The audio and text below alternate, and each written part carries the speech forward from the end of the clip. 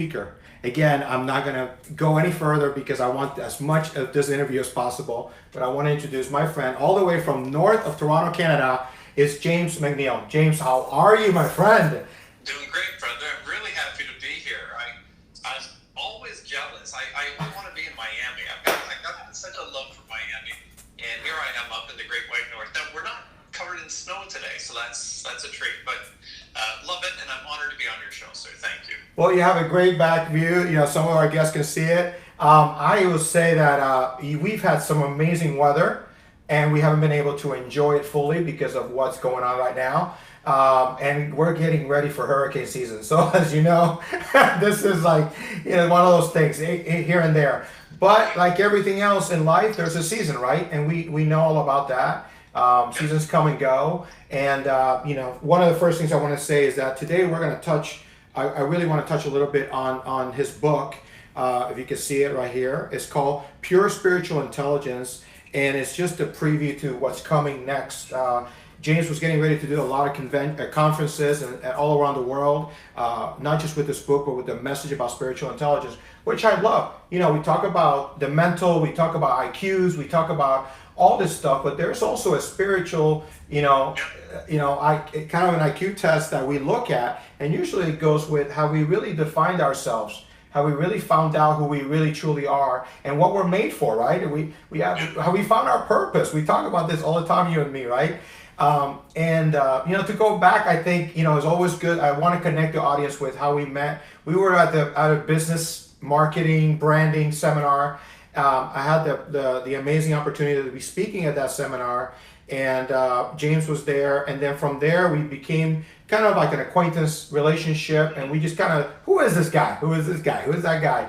And I was very surprised that when I was asked to be as a TED speaker at a conference last year, James actually came and supported me. And I think at that moment, I really found out that, wow, you know what? You are somebody really that I know God wants in my life as well. Because we always need guidance from people, but we also need affirmations, right? Or confirmations of certain things. And the more I talk to you, man, I can talk to you for hours, And how did you feel about this relationship and how we met? Well, I was thrilled. I'm always wanting to learn and improve and connect with great souls, great people. And so, being in Miami, like I said, I was thrilled just to be there. And then, of course, we were part of a great conference. We were able to connect, and your enthusiasm, you're just man on fire, And so it was great for me to get to know you more and to be able to, just watch you work, watch you interact with people. So I really enjoyed it. Again, thank you very much. Oh man, it's a pleasure. And last year we had a lot of conversations. We had a you were telling me about all these things that you've been literally it's like ramping on, right? It's almost like since the book and since all these things, and you had your group on Facebook and you had your private groups and you had all these people reach back out to you. You're like, David, I cannot wait. And I was telling you, I cannot wait either. I have my women's conference, I have all these things. And then this happens, right? And it's like, how, for me, certainly it's a change, absolute change, totally, because I am a social person, like and for me, certainly it made something very different because I was like, okay, now I have to, wait, it's a full stop, but it's not a full stop, is it? We have this time and what we do with it, right? How we become proactive and start thinking about what else we're meant to do, especially during this time. Absolutely. Yeah, I found my own personal response is that everything is perfect. It's one of the foundational mantras of pure spiritual intelligence, which is everything is perfect and everything is improving. We're either a victim or we're in flow. And so I just don't buy into the whole, oh, look at this is horrible. I'm not saying it hasn't negatively impacted millions and millions. The whole planet is affected. The world will never be the same in some ways. And of course, lives are actually lost, a lot. And so it's tragic in all of its forms. For me to be empathetic and genuinely care and to do what I can for others, that's one part of the equation. But the other part is, am I a victim? And no, I'm not going to say that I'm a victim. I'm a blessed blessing. I'm here as a pillar of strength and wellness, of reason, of encouragement, of support. And so I don't look at this as I'm a victim. I look at it as a leader, what is my role? How do I have an impact? And everyone who is a leader because they take appropriate action on vision. They have a vision, they take action, and they move forward in faith. And so that's the way I look at it. So part of it, David, at the beginning, I just come back from Cuba. It's one of the things that my American friends don't get to do, but here as a Canadian, we get to go to places like Cuba that maybe the U.S. isn't being friendly with at the moment. So I was in Cuba, and I realized I was in a real, actual, burnout, really tired, my actual adrenal fatigue, technically. And I thought, boy, I've been overworking. But I love it, so I kind of don't catch myself sometimes. And so I took a couple of weeks there, and then I came back, and COVID hit. And so now I've just been like, wow, this is beautiful. It's almost like I try and find ways to perceive that the universe is conspiring to bless me. That rather than thinking I'm a victim, that I'm a blessed blessing, that I'm being given abundance of time and talent and treasure, resources to be able to make a positive impact. And so for me, it was just like, okay, cool, I needed a break anyway. And then I was able to say, okay, let's go deeper into the pure spiritual intelligence philosophy. Let's see what else we can create. And so I couldn't be more happy right now. I haven't felt this rested in I don't know how long, healthy. My body's ready to go. Even lost some weight. Your fitness friends might be a little bit depressed. Yeah. But for me, it's just a matter of, it's an opportunity. Everything that happens, every stimuli can be perceived as a positive or a negative, and it's really up to us. Circumstances can never be so good that you couldn't blow it. Correct. And circumstances can never be so bad that you can't win. And so to have the perspective changes everything. You know, it's fun. It's interesting how you put it together, though, and that's the interesting part of it.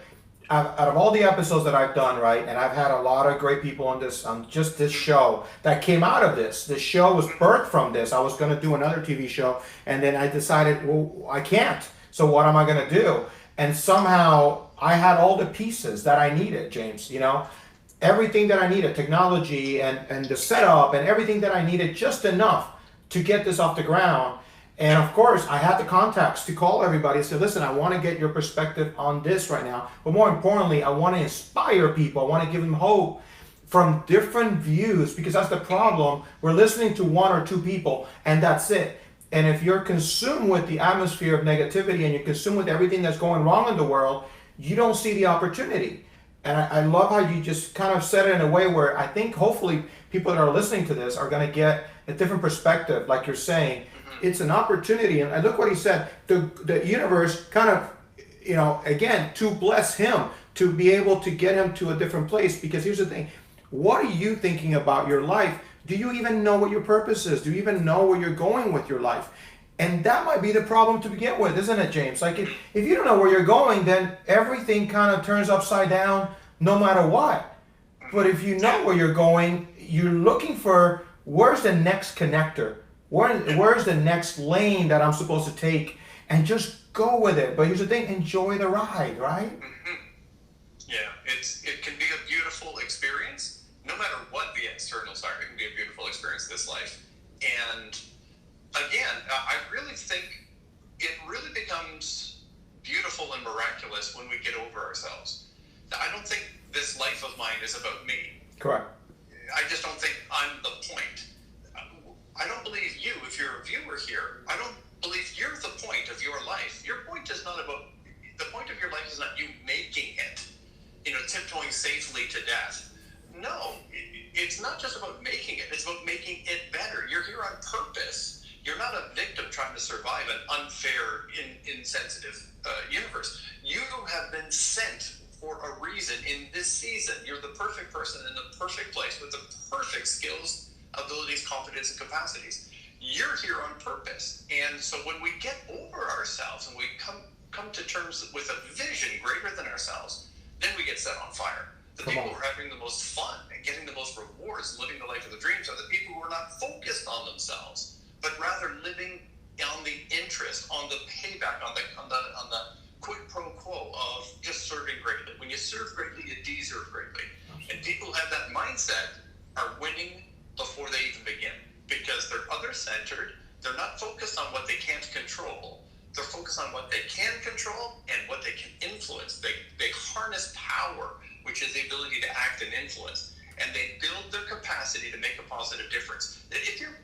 watching right now, wouldn't you love to be able to write like a $10 million check to feed people who are in trouble right now?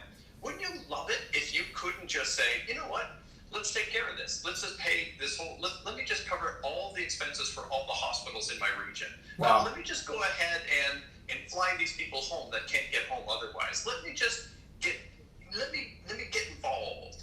How would you like to have that kind of power and that kind of influence? Well, that doesn't just fall on you accidentally. It is developed over time.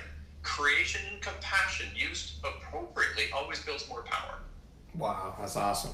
I mean, I'm listening to you, and I really hope and pray that people not only listen to your words, but actually implement them and move forward, because we can listen. I can motivate you till I'm blue, till I'm red in the face. But I'm red. He's blue today. But it's interesting that if you don't apply it, and I love that that you said $10 million check or you pay for the hospital. I started my foundation, and of course I haven't been able to create the events yet that I needed to fundraise. But that's one of the things. I know there's a day that's going to come that I'm going to be able to help so many children with cancer and so many families with cancer, but it starts now. It's not going to happen now, but if I don't start to prepare for it, and if I don't start looking at all the things that are going to prepare me and build a foundation on a rock that's not going to fall, then I know that day will come, man, and I'm going to call you and say, hey, James, you got to come down here to Miami if you're not already living here. So he's going to move here. I know he is. But I would say, also, what is it that you think, because I love you to chime in on this and say, what is it that you think that's going to get people to get out of the couch? There's so many people, James, and I know you probably know some that can't even get out of bed today, that are so anxious with what's going on. And they're focusing on what they're not getting, what they don't have, but they're not focusing on what they do have and what they can do. So what is one thing that you think, and this is not the word yet, I'm not there yet, but what is it, give me something that you can give them to get up out of that and to start applying it. Raging against the darkness is a never-ending struggle. If you say, oh, I hate that I feel this way, I hate that I feel this way, I hate that I feel this way, well, now you're just adding hatred on top of depression or something else. So let's do this. Let's start with, oh, look, today I suck. Today I'm in a pissy mood. Today I'm not nice. Today I'm not kind. Today I'm not energetic. Today I don't care about anybody.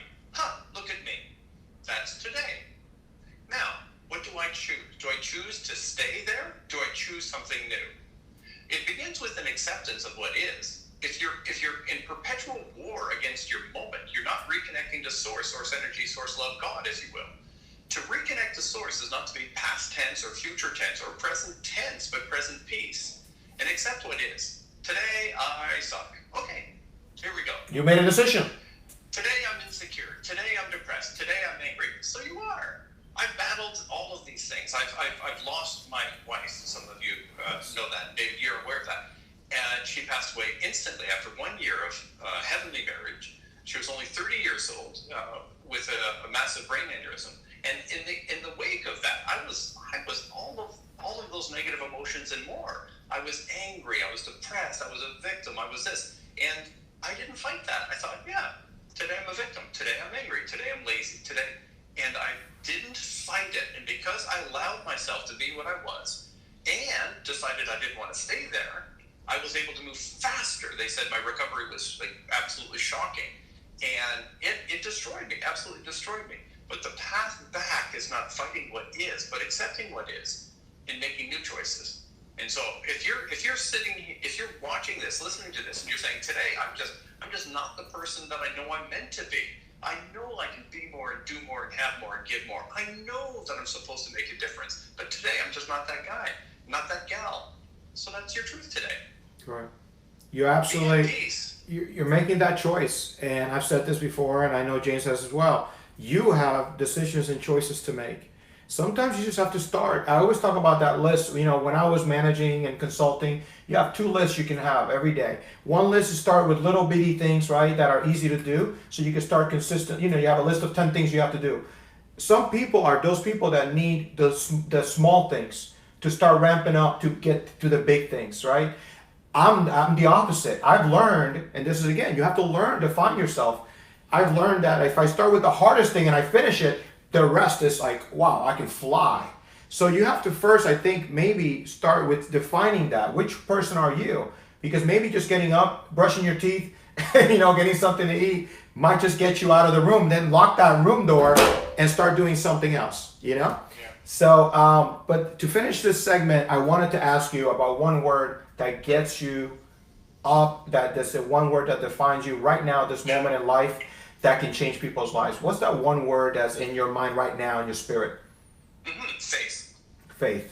Faith, yeah. I believe we have a choice to walk in faith or to walk in, or to be stalled by the shores. Think of it as a river, the Zoe River. Zoe means abundance. So Jesus once said, he says, I've come that you might have life and life more abundantly. And I speak to people of all faiths and so on. Yes. It's just a great quote, great principle.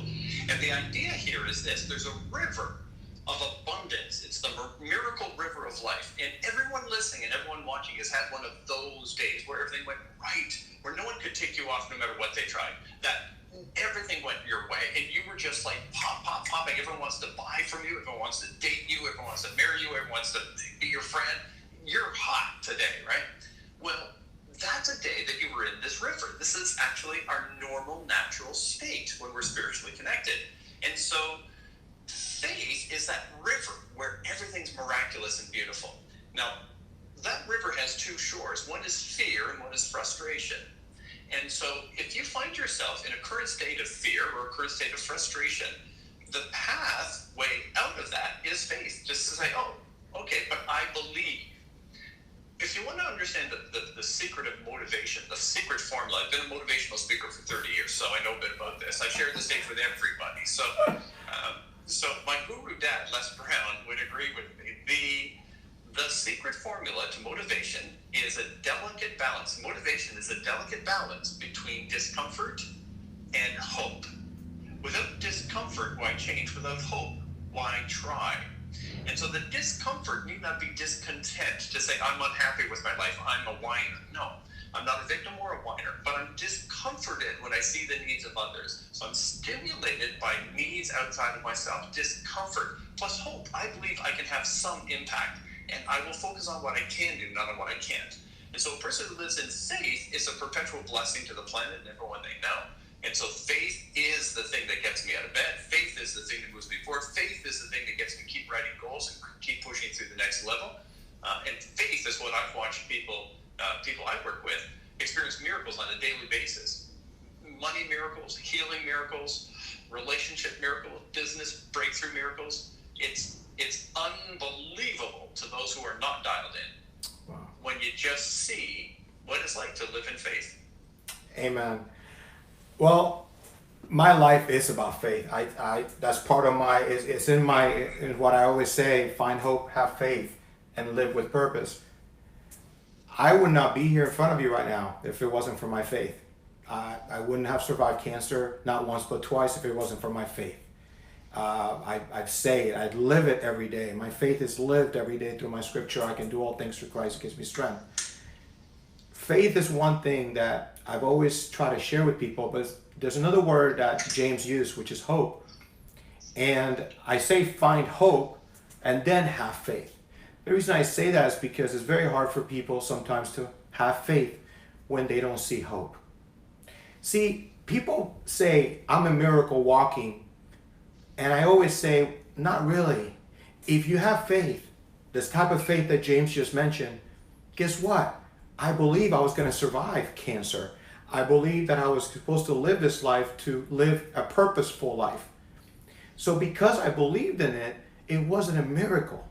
It's a miracle because people don't believe. In other words, God proved everybody wrong. The doctors and even people that didn't see me coming out of that hospital. So think about what he's saying. What James referred to as faith, and then you have frustration and fear, right? If you have nowhere else to go, why not start having faith? Why not just look up? And if you're in fear, whatever you're afraid of, most of the time you have to face. What I was most afraid of was losing my life. And I had to face it. And because of that, it revealed my purpose. Thank you, James, for the amazing word that it really touches my heart, because you know I live with it every single day. But I love how you described it, how you describe faith and abundance, how you describe a river of everything going right. But here's the thing, life is never going to go perfect because you have lessons to learn. But when you learn those lessons, you know how to go back to faith. So again, I want to thank a man that I truly consider my friend, from the Pure Spiritual Intelligence author, Mr. James MacNeil, someone that I respect and admire. Thank you for your time all the way from Canada. I really thank you, and I thank you for the words that you shared with us today. And I hope that even one person receives it today, and that most of you start having more faith. Again, like I always say, I cannot finish anything without saying this: find hope, have faith, and live every day with purpose. God bless you, and until next time.